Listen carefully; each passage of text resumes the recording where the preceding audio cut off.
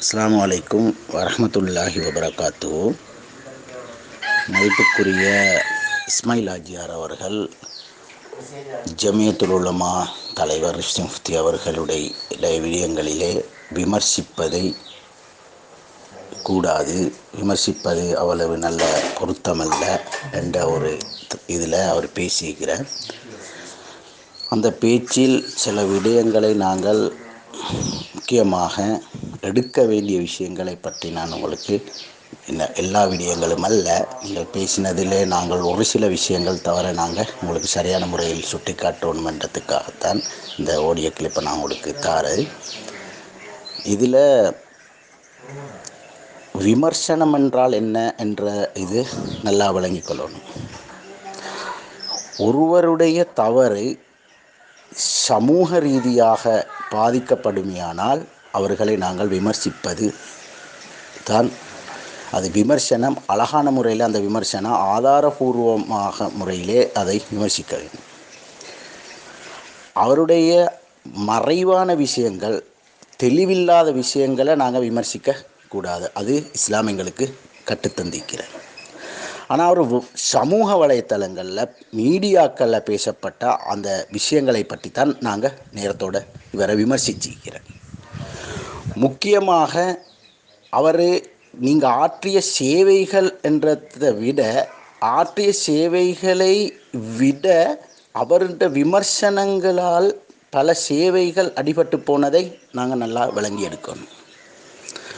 முக்கியமாக அவர் இதுக்கு முன் பிறை விஷயத்தில் கண்ட பிறையை இல்லை என்று சொன்னவர், கண்ட பிறையை 2 பிறையும் சரி, இந்த பிறையும் சரி அந்த பிறையும் சரி, நாங்கள் பிறையை கண்டால் ஏற்றுக்கொள்ள இயலாது, நாங்கள் இந்த சுனாமி டைமில் உங்களுக்கு உதவி செய்தோமே அப்படியெல்லாம் இவர் பேசி அது சரியா? ஒன்றாவது.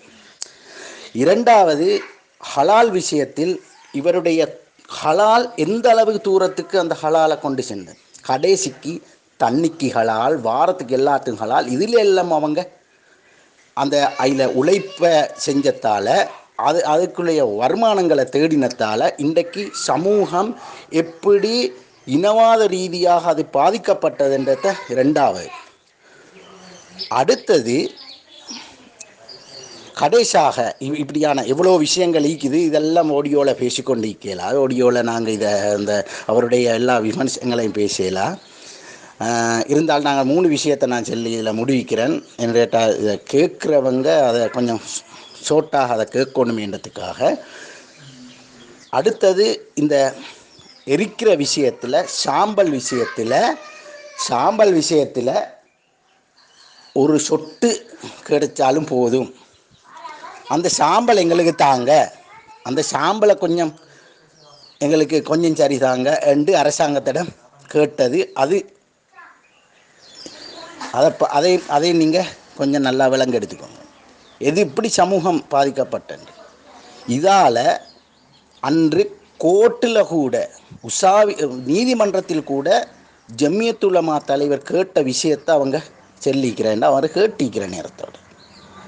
அப்போ இந்த கேட்டத்தால் இன்றைக்கு அதைத்தான் அவங்க தலைப்பாக அவங்க இதாக அதை எடுத்துக்கொள்கிறார். இது எப்படியான இதில் இவங்க ஏற்படுத்தின, எந்த அளவுக்கு எங்களோட சமூகத்தை பாதிப்பு ஏற்படுத்தினன்றத இன்றைக்கு எல்லாரும் விளங்கெடுத்திக்க. இதை பற்றி தான் நான் அவங்கள்ட்ட கேட்குறது. இதுதான் ஒரு தலைவர் என்று சொன்னால் எப்படி நடந்து கொள்ளணும், எப்படியான முறையில் அவங்க அதை கையாளணும். முக்கியமாக அவர் அந்த அலி சப்ரி அவர்கள் அந்த கோலொண்டை கொடுத்ததால் இவர் எப்படி ஒய்ஸ்கட் கொடுத்த, அந்த ஒய்ஸ்கட் எப்படி அவசரமாக அவர் அதை இது பண்ணாமல் அவர் ஒரு சபை, உலமா சபை, ஒரு தலைவர், அவர் எப்படி அந்த மீடியாக்களை வச்சு எப்படி பேசணும், அதுக்கு முந்த அடுத்த வலைத்தளங்களில் உடனடியாக இவர் வாய்ஸ் கட்டணம் கொடுத்துட்ட நாங்கள் அதை செஞ்சோம். அந்த அவசரமால், அந்த ஆசையால் நாங்கள் தான் இதை முன்னிலைப்படுத்துன்றதால் செஞ்சதால் அந்த தோல்வி எந்தியல். இதே மாதிரி பல விடயங்களை நாங்கள் எங்களுக்கு சுட்டி காட்டிலும் இது எங்களுக்கு நடந்த ஒரு பாரிய ஒரு பிரச்சனை தான்.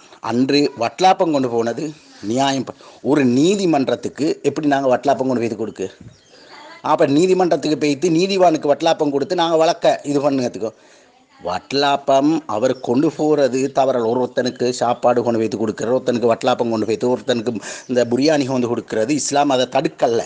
அது இஸ்லாம் கொடுக்கிற வேண்டிய இடத்துல எப்படி கொடுக்கணும், அந்த இடத்துக்கு எப்படி அவர் பயணம் செய்யணும், எந்த இடத்துக்கு போய்த்து பயணம் செய்து எந்த முறையில் வரணும் என்றது அங்கே விளங்கி எடுக்கணும். அவர் வட்டலாப்பம் அந்த இடத்துக்கு கொண்டு போகிறதே மிச்சம் தவறான ஒரு விஷயம். என்னட்டா இதுகளெல்லாம் லஞ்ச ஊழலில் ஈக்கக்கூடிய, ஏன்னா ஒரு லஞ்சம் கொடுக்குற மாதிரி அந்த பேச்சு இருக்கிற மாதிரி தான் அதனுடைய காரணம்.